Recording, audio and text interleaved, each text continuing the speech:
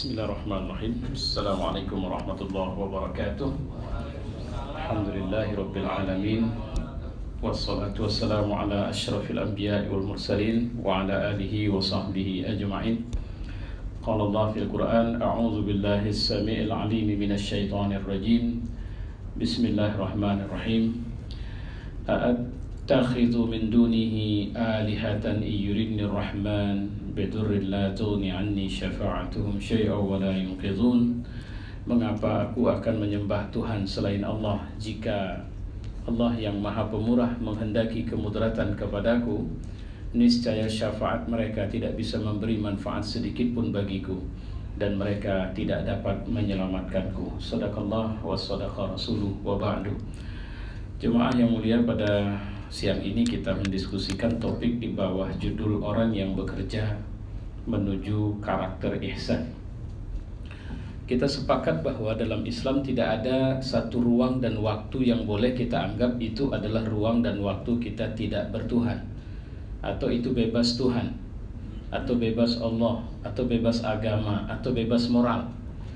Artinya seseorang boleh sekenanya, sesukanya, semaunya melakukan aktivitas apapun tanpa harus takut ada pengawasan atau ada punishment dari Allah karena sebab terjadi pelencengan dari sisi moralitas agama. Islam adalah agama yang meyakinkan kita bahwa tidak ada satu event hidup kita yang tidak berakibat di akhirat. Tidak ada satupun. Ya, semua event hidup kita itu adalah event yang akan punya akibat. Walau bahasa Quran, may ya'mal misqala dzarratin khairan yara wa syarratin syarran yara. Ya, siapa yang buat baik atau buruk, saya tidak sedang tapi membacakan mafhum dari ayatnya. Baik atau buruk, maka sebesar atau sekecil apapun efeknya tetap dia akan lihat nanti. Nah, inilah sebenarnya implementasi dari ihsan. Kalau bahasa Islam, ihsan itu an ta'budallaha ka'annaka tarah. Kita menyembah Allah seakan kita melihatnya. Fa illam takun tara fa innahu yara. Kalaupun kita tidak sampai pada keyakinan atau pemahaman, pengetahuan di mana dia melihat kita, pasti dia melihat kita. Ya. Tidak disebut beriman seorang jika ia bekerja tanpa kesadaran hadirnya Allah dalam segala aktivitasnya. Jadi sekarang ini break isoma. Kita kerja dari pagi di sini, nanti saya lanjut lagi. Kita harus meyakini bahwa Allah ada. Allah melihat, Allah menyertai, Allah mengawasi. Tapi jangan lupa ya, pengawasan Allah bukan pengawasan polisi. Seperti polisi maksud saya. Sehingga dia cuma menunggu kapan kita terjebak pada kesalahan. Polisi lalu lintas kan begitu. Kalau kita jalan tidak ada masalah, ya sudah. Tapi begitu satu ada peluang, dia langsung semprit, dia langsung berhentikan kita. Allah tidak begitu. Jadi pengawasan Allah ini lebih tepat guidance, ya, pendampingan. Sehingga dia join sama kita di semua urusan kita. Nah, kesadaran ini harus hidup pada orang mukmin. Ciri pembeda orang beriman justru terletak pada tumbuhnya kesadaran dan ikhtiar menghadirkan Allah dalam aktivitas hidupnya, termasuk saat bekerja ini. Jadi kalau sudah muncul ini, Masya Allah, ini yang menarik ini. Nah, di negeri-negeri barat yang mungkin dalam skala negeri maju, mereka misalnya minus korupsi atau mereka mengalami persentase korupsi yang bisa dianggap nyaris tidak ada. Kenapa itu terjadi? Budaya kerja mereka adalah budaya kerja yang lebih mengedepankan tanggung jawab misalnya. Mereka tidak bicara tentang apa yang bisa mereka dapat dari pekerjaan ini, tapi kontribusi apa yang bisa mereka lakukan dan nilai kepuasannya ada di situ. Jadi mereka bicara bahagia tidak terletak pada berapa tumpuk harta, berapa bidang tanah, berapa banyak mobil, bukan di situ. Tapi mereka bicara bahwa aku akan bahagia jika orang melihatku sebagai orang baik. Aku akan bahagia jika aku bisa memberi sesuatu kepada banyak orang. Ini sebenarnya nilai-nilai yang Islami, tapi faktanya ini tidak hidup di tengah-tengah kita orang Islam. Ya. Padahal nilai ataupun prinsipnya sudah ada sama kita, ini yang sedang kita diskusikan. Tanpa kesadaran menghadirkan Allah dalam dunia kerja, manusia akan dirasuki keinginan ekstrim yang malah kadang di luar kendali dia. Yaitu tadi semangatnya bekerja tidak lagi semangat yang rasional atau yang seharusnya. Dia sudah di luar kendali. Target dia pokoknya bagaimana saya menumpukan harta sebanyak-banyaknya. Seorang teman saya dulu waktu saya masih menjadi, kalau dibilang pejabat publik lah begitu, dia menjabat sebagai salah satu ketua komisi. Lantas di awal kerja, ini kalau saya tidak khilaf pendeta ini, ya. Jadi di awal kerja dia mengeluarkan satu niat yang menarik. Apa dia bilang? Dalam 1 tahun ke depan saya harus menambah pundi uang saya minimal 1 miliar. Begitu bahasanya. Jadi otomatis energi yang dia bangun sepenuhnya hanya bicara bagaimana ada pundi-pundi uang yang bisa mengalir ke rekening dia atau dalam simpanan dia. Bisa dibayangkan, ini bukan manusia idealis, ini bukan manusia yang benar dalam posisi semangatnya. Dia menjadi seorang pragmatis dan sangat oportunis. Dan orang seperti ini, dia tidak akan lebih besar dan dia tidak akan memberi karya optimal. Karena standar harga dia di bawah nilai harta yang sudah dia pingin rebut itu. Sehingga kalau dia ketemu misalnya ada satu nilai harta, maka dia bisa merendahkan dirinya untuk mengambil ini. Jadi bukan meninggikan dirinya, bukan. Karena yang penting asal bisa masuk jadi pundi-pundi uang. Orang seperti ini yang disebut dalam Al-Quran dengan sebutan hamba syahwat. Afara'aita man ittakhadha ilahahu hawah. Tidakkah kau melihat bagaimana ada orang yang telah menjadikan nafsunya, keinginannya, hasratnya sebagai Tuhan. Inilah orang yang kemudian dia disesatkan dari pengetahuan, kata Allah. Dia menjadi orang yang only for the moment at this time. Dia hanya orang yang hanya berbuat untuk ini. Jadi nikmatin, bahasa Quran itu ma hiya illa hayatuna dunya namutu wa nahya wa ma yuhlikuna illa ad-dahr. Hidup kita ini cuma waktu yang menghentikan. Jadi nikmati sajalah. Sayang dong kalau masih muda tidak bisa menikmati usia muda. Masa anak muda tidak punya klub, tidak punya ini dan sebagainya. Sayang dong kalau kita tidak menggunakan keremajaan kita, menikmati keremajaan kita, dan mengambil waktu-waktu event kesenangan di masa-masa keremajaan atau kepemudaan ini. Nah, pendekatan berpikirnya seperti itu. Ya, sementara orang beriman tidak seperti itu. Akibatnya apa yang semula dianggapnya menghasilkan kebaikan justru menjadi kehancuran. Tidak sedikit orang begitu. Bahkan zaman kita ini dipenuhi dengan disesaki dengan orang-orang yang secara performa individualnya kelihatan sebagai orang baik. Tapi ya hati-hati, kerusakan itu tidak dari fisik, dari hati.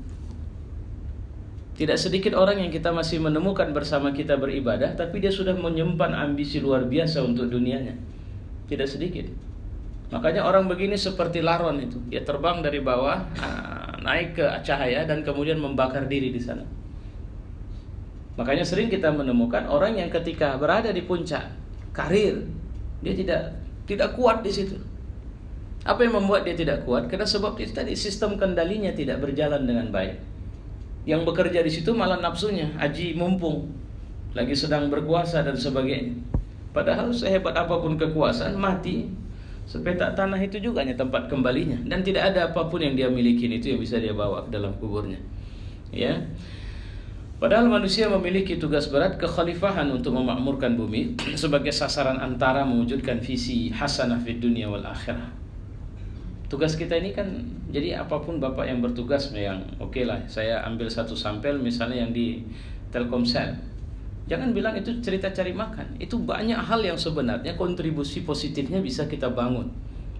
Ya, bahwa ini adalah cara atau bagian atau segmen yang kita ambil untuk kita ikut berperan memakmurkan bumi, menghubungkan yang jauh jadi dekat dengan teknologi yang kita punya dan sebagainya. Nah, cuma memang ada peluang-peluang kita juga bisa terjerembab salah di situ. Sehingga kita lupa bahwa sebenarnya apapun yang kita kerjakan dalam hidup, ini jangan abai bahwa saya hebat di kantor, saya juga harus hebat di rumah dong. Saya harus jadi hero bagi istri dan anak-anak saya kalau saya suami. Tidak sekedar hero, mereka tidak sekedar bangga, karena hero itu akan memunculkan rasa bangga.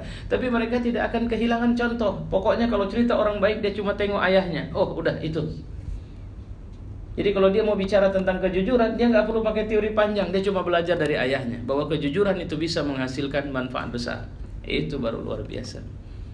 Kalau dia bicara tentang bagaimana cara supaya bisa bangun malam qiyamul lail, udah nggak perlu apa-apa, dia cuma satu malam bangun dan dia pasti akan lihat ayahnya di jam segini sedang melaksanakan ibadah.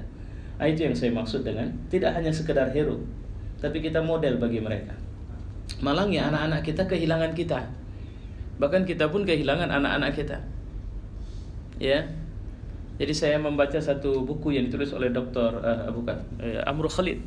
Ini buku bagus tentang keluarga.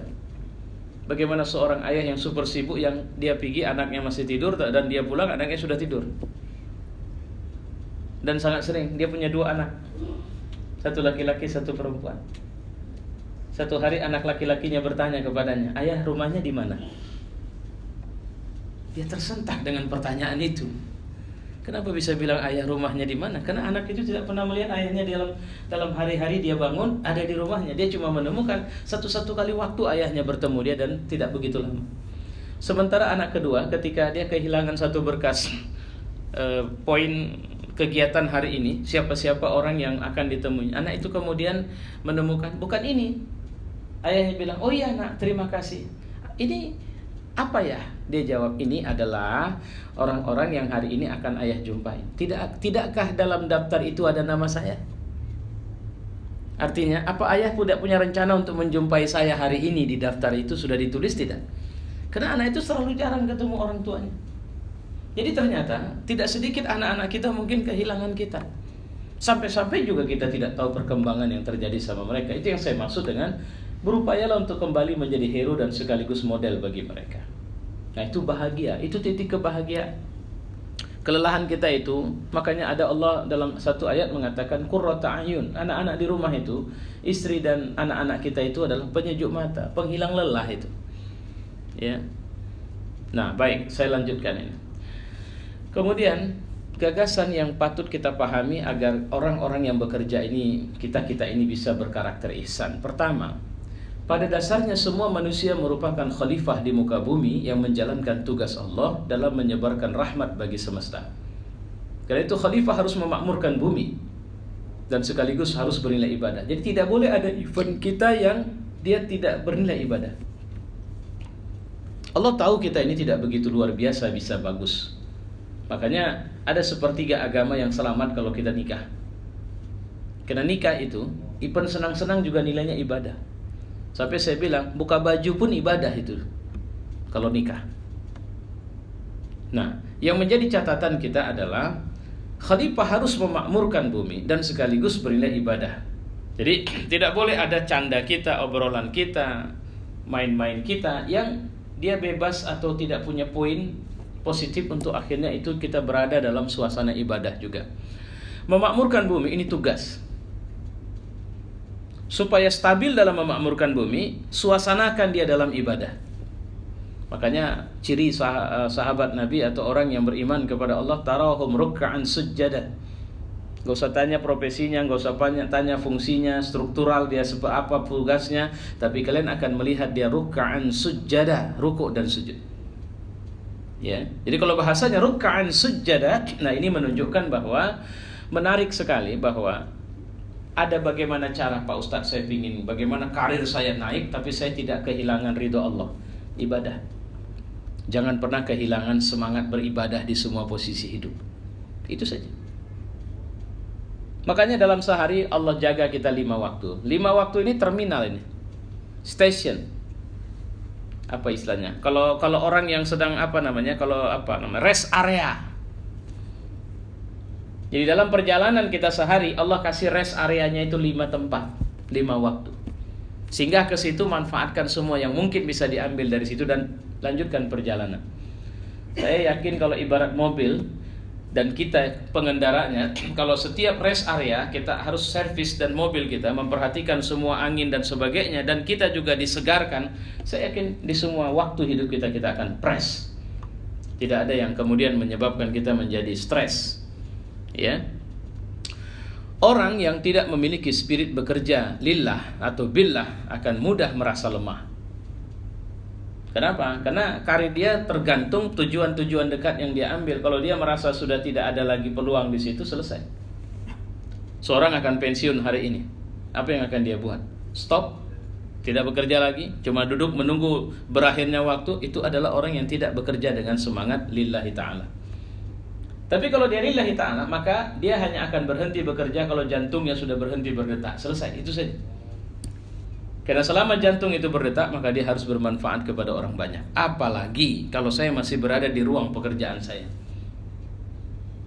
Nah, ini yang menarik. Seorang mukmin, dia bukan orang yang mengalami post power syndrome pasca berkuasa. Ya, tidak stres. Apalagi orang-orang politik yang jabatannya di dewan misalnya. Jelang-jelang berakhirnya masa jabatan, wah itu panik itu, apalagi kalau udah nggak dicalonkan lagi, atau sedang akan menentukan namanya masuk lagi dalam bursa pencalonan atau tidak. Sudah pun dicalonkan masih stres lagi. Kenapa? Karena belum pasti jadi. Nah, apa yang kemudian? Nah, kalau orang-orang mukmin yang mereka memiliki semangat bekerja lillah, mereka tidak ada persoalan, karena di semua waktu dan semua sisi hidup di situ dia akan berbuat sebagai hamba Allah. Oke.